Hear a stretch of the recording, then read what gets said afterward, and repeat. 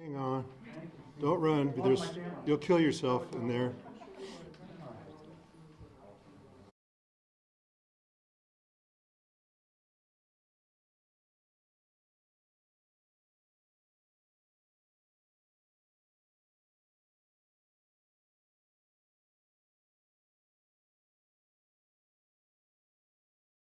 Joe Pelle, I'm the Boulder County Sheriff. I'm here to update you on the Marshall Fire, the progress that's being made. I'm also accompanied by Alice Jackson from XL Energy, who has a lot of information to update you on, and Chief Hayes as well from the Louisville Police Department. I also have a Deputy Commander, Incident Chief from our Incident Management team here in case you have questions for the team. First of all, and most importantly, I want to celebrate some good news. The Sheriff's Office currently has 3 missing persons, or as of yesterday had 3 missing persons reported.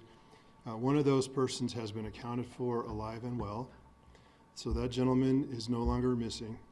We are still missing a woman from the town of Superior and a man from out by Marshall. The search for those folks is still underway. We're actively working the scenes with dogs. The scenes are still hot. They're still, deep in debris, hot debris, covered with snow. So it's a very difficult task. But we're continuing to try to locate those folks and hopefully locate them alive and well somewhere. If not, we are working the scenes of those homes, which are totally destroyed, to see if there are in fact human remains.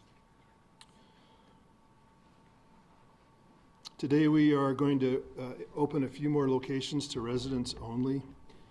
Search work has been completed in Creekside, Circle Park, The Ridge, and they're completing Spanish Hills now. I was told that this afternoon, likely or early evening, we will be repowering Rock Creek, South 68th Street neighborhoods, and Spanish Hills. So please stay tuned to the Boulder OEM website, as I believe those neighborhoods will be opening this afternoon. We have damage assessment teams working the area, trying to make sure that it's safe to re-enter, and then as soon as that's done, as soon as it's cleared, and that's been done right now, XL will be waiting to come back after the residents are there to restart their furnaces and that kind of thing. Our animal control office has been working non-stop since the beginning of the fire, completing animal rescues and assisting owners in the community. Requests for animal rescues should please be made through the Boulder OEM website and not by calling 911. The Humane Society of Boulder Valley and the Longmont Humane Society are assisting with lost and found pets and reunifying pet owners and with their pets. We've been overwhelmed with offers of assistance regarding animal rescues from the public, but because of safety considerations, we are not allowing volunteers to accompany us into closed areas. Also, please note that the Disaster Assistance Center, the DAC, is now open in Lafayette. The DAC is intended to be one-stop shop to get all of your recovery questions and needs addressed. This includes mental health support, as well as FEMA connections, insurance troubleshooting, and more. The DAC will be open from 9 a.m. to 7 p.m. 7 days a week, and it's located at 1755 South Public Road in Lafayette. 1755 South Public Road in Lafayette. You can get more information about the DAC by going to www.boco, like Boulder County, .org/Marshall-Fire. Finally, we have been touched by the generosity in the community and across the nation. You've been so gracious to offer to donate and to volunteer to help our community. But right now, our community is at capacity for accepting physical items. We have hit the wall where food will spoil and won't be able to be eaten, and storage areas are so full the next option will be out in the snow. So please do not bring physical donations into the area. If you wish to donate funding or sign up to volunteer, please visit our website again, www.boulderoem.com. and you'll find links to emergency status and volunteer opportunities. With that, I want to introduce Alice Jackson from XL Energy, who has a whole bunch of information about re-energizing. And then Dave Hayes will follow her, the Chief of Police from Louisville. When all three of us are done, we'll take questions.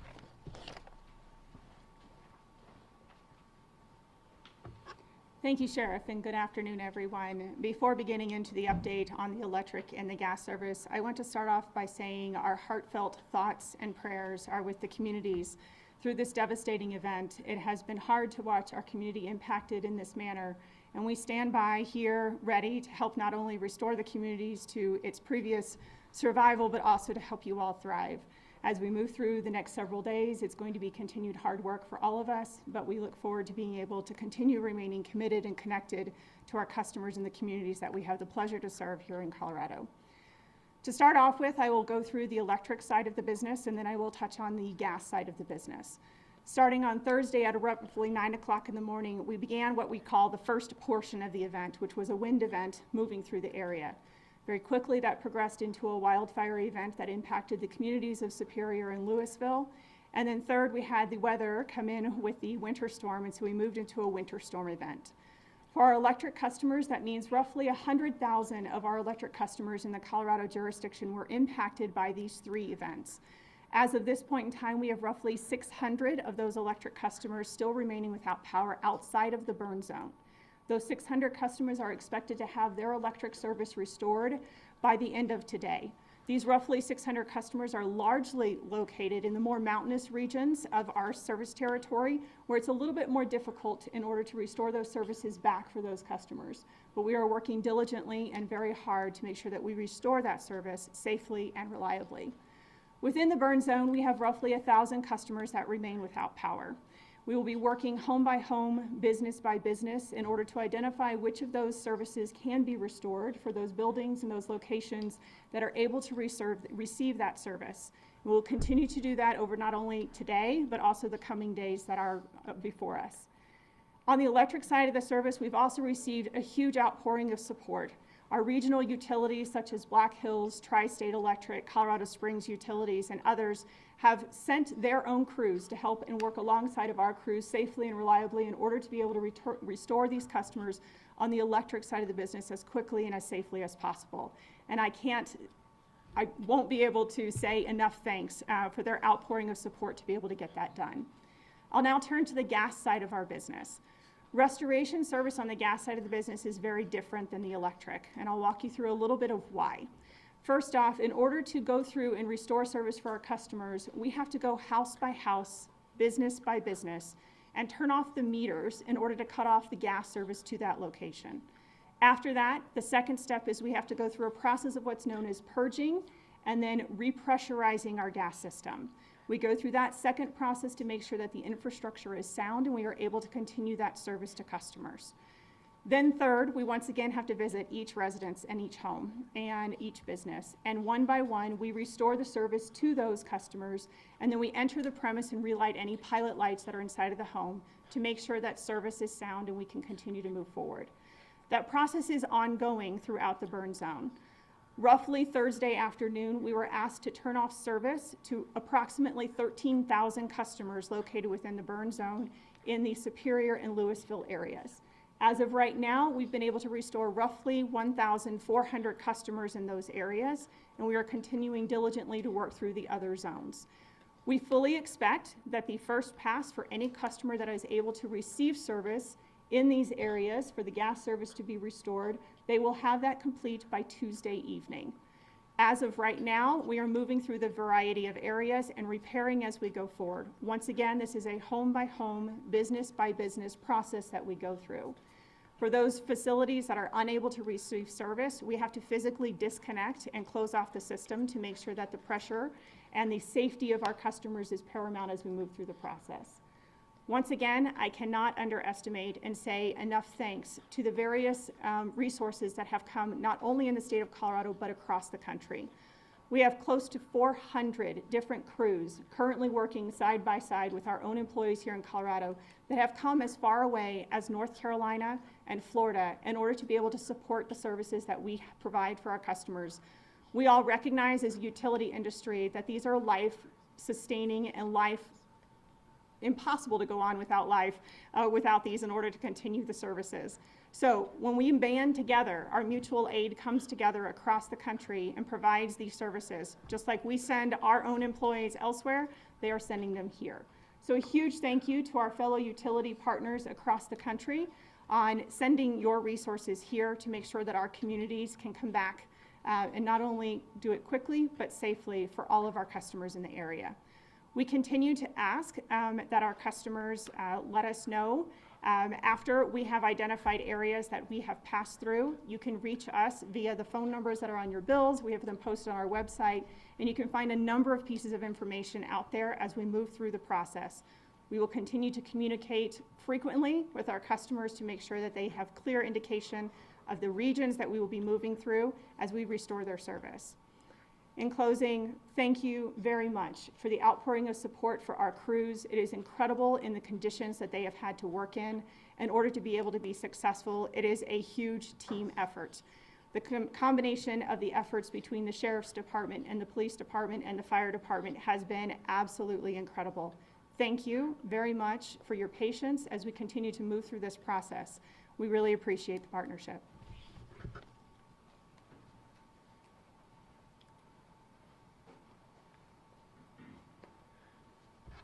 Good afternoon, everybody. I'm Dave Hayes. I'm the police chief in Louisville. I just have a few comments. First, in regards to Excel, I don't often give endorsements, and maybe this is not really an endorsement, but I've been working at the Incident Command Center this morning and yesterday, and Excel has under-promised and over-delivered. They've done a great job for us, great job for the community, and they're great partners for law enforcement and for fire. From the City of Louisville perspective, we're not announcing any additional new openings. We've got some hard closures. We've actually put out some barricades. We're continuing to staff our streets for safety reasons and for security reasons with a number of outside agencies, including Sheriff's Office, Colorado State Patrol, Adams County Sheriff's Office, Boulder Police, and the list goes on and on and on. And I don't know how familiar everybody is with kind of how this mutual aid kind of thing works. But we provide assistance when another agency needs it. They provide it when we need it. And what's great about that, for by and large, nobody looks to get reimbursed. Nobody sends us an overtime bill. We just do it as part of public safety, and we do it because it's the right thing to do. So no new openings. In regards to the City of Louisville, probably out of an abundance of caution, we've also got cadaver dogs working in the Louisville area. We started east and worked our way west. We probably will have those final results maybe later today or tomorrow. Again, just simply out of an abundance of caution. We do not have any missing person reports, but we've also got a number, as you guys know, 500 plus homes that were just turned into ashes. So we just want to make sure we've taken care of that. We've also I spoke yesterday about an ID card system to get people into neighborhoods as we start to open up get folks into their neighborhoods. We expect to roll that out probably on Tuesday. In the meantime, on our soft closures, the folks can, if they're allowed to go in, they meet the officers and it gets taken care of that way. Probably on Tuesday, and we'll have a better announcement tomorrow. We'll probably pick an area, probably in the area of US 36 and McCaslin, kind of a center where Louisville residents can go. If they don't have ID, they can just let us know that they were where they live and if they were the victim of the fire, and we'll get them a placard or something to put on their car. It makes it easier for them, and it also reduces any kind of wait time at the roadblocks that we're doing. Again, the idea is to continue to keep the community safe. And with that said, Sheriff, if you want to come up, and then we'll just stand next to you, if that's okay.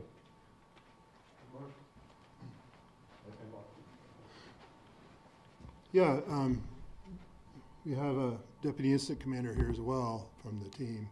So we're happy to take any questions about. Yes, sir. Sheriff, yesterday you mentioned a search warrant and video of a fire around the time of this large catastrophic fire. What have you been able to learn since then? It is an open and active investigation, and we're bringing in the best people we can bring in to help us determine the origin and cause of this fire. Sheriff, can you say if that search warrant was executed on tribal land? On tribal land? Yes. No, it was executed on private property. Sheriff, can you tell us, was that search warrant tied to the area where your officers or your deputies were yesterday, near that barn that was seen in? Yeah, so that's the point of origin of the fire, is that intersection of Marshall Road and Highway 93, where the big wire's down laying across there, that's a telecom wire. That fire originated somewhere in that neighborhood, and there was a viral video posted of a shed on fire. We don't know that that shed or anything around it was the actual start of the fire or whether it was secondary, and it's complicated and it's all covered with a foot of snow today. So we will sort it out. It's an active, open deal, and the outcome of that investigation is vital. There's so much at stake, and so we're going to be careful. We're going to be professional. We're going to bring in the best people in the country. We're going to do this right, and we're not going to rush. Have you questioned anybody yet? We've talked to folks, and I'm not going to go into the investigation, and so we just won't go down that road. I'm going to tell you it's open, it's ongoing. We got a team assigned to it, as well as some federal assistance. I'm going to ask another annoying question then. Can you tell us if people are cooperating? I'm not going to get into that, no. I'm just going to tell you it's an open, ongoing investigation with the very best people we can find and federal partners. Have there been any problems with looting? No, not that I'm aware of. Dave, you haven't had any issues? You know what we have frequently after fires are scavengers, people looking for metal.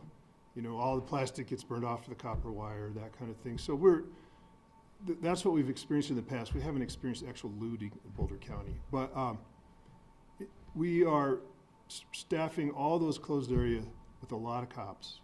We have police officers, state troopers, National Guard, cooperating agencies from all across the Front Range helping us, and we're patrolling the heck out of everything we have closed, just to make sure people's belongings are safe and that we don't have empty homes as an invitation to somebody that wants to steal or rob. Yeah.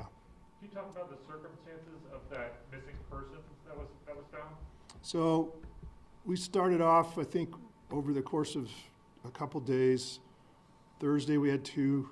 Friday, several more came in, 3 more. We were able to find or locate right away 2 of them alive and well that had been relocated.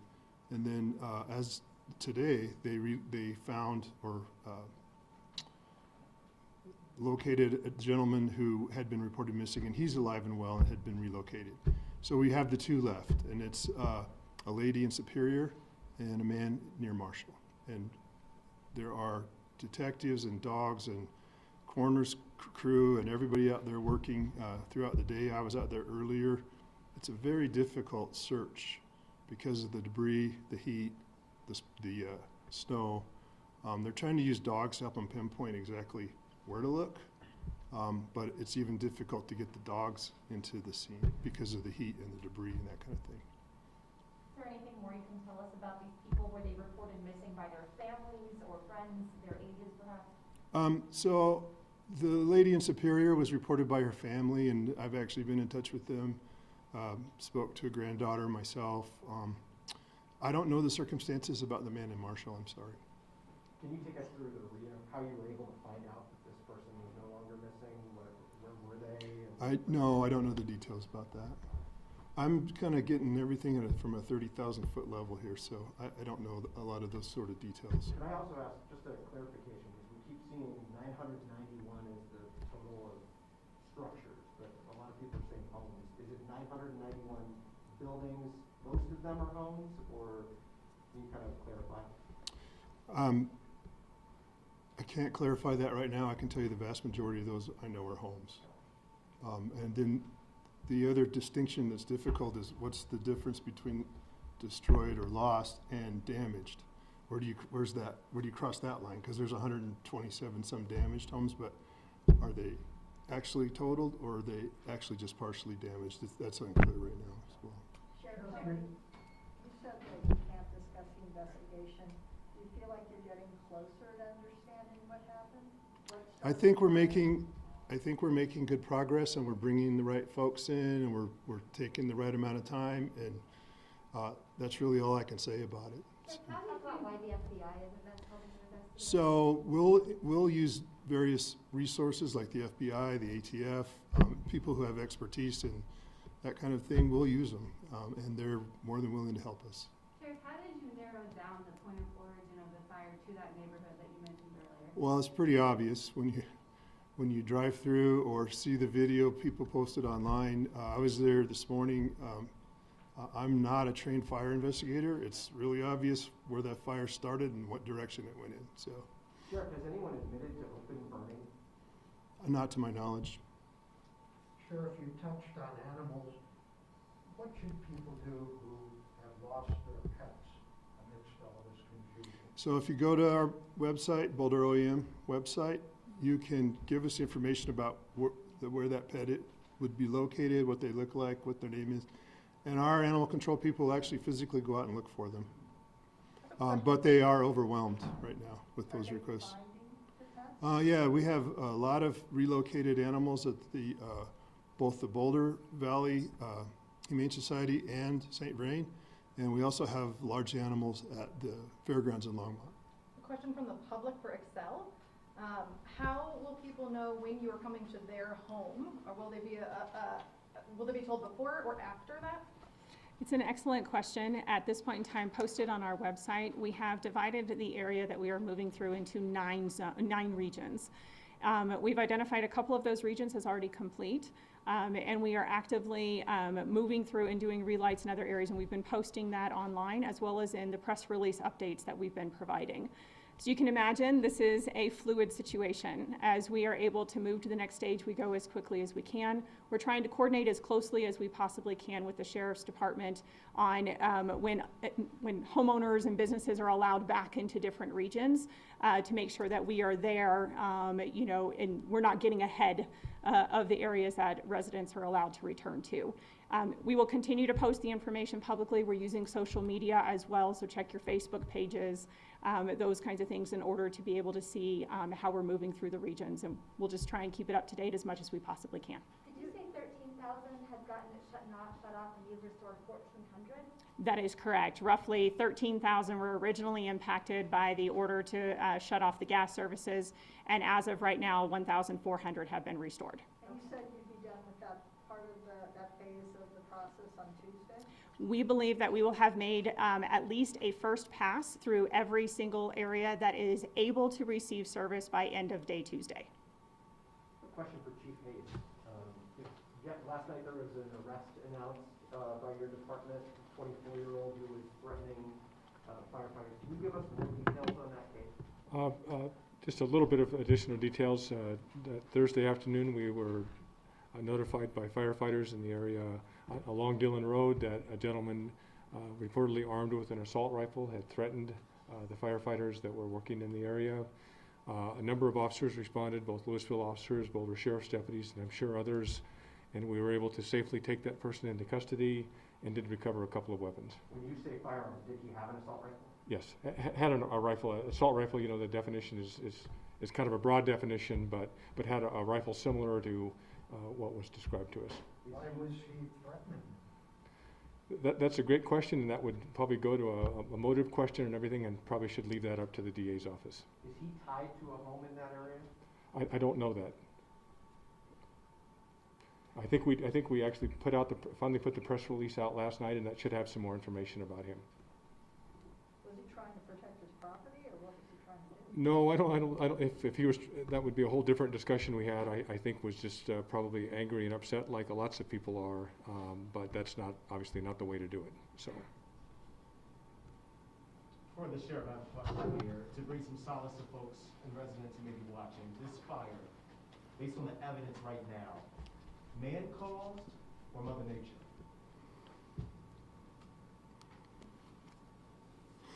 So I'm certainly not going to speculate. There's a lot at stake here, okay? But something ignited the fire, in that wind on a red flag day, and our job and responsibility and our quest is to determine what started that fire, what ignited it. And I don't have a definitive or final answer for you yet, and I don't want to go down in rabbit holes as far as speculation. Have you responded to any reports of illegal burning around that intersection where the fire started in the past? I don't know the answer to that question. All right, things are slowing down. I think we'll go ahead and wrap up. Thanks. Thank you, Sheriff.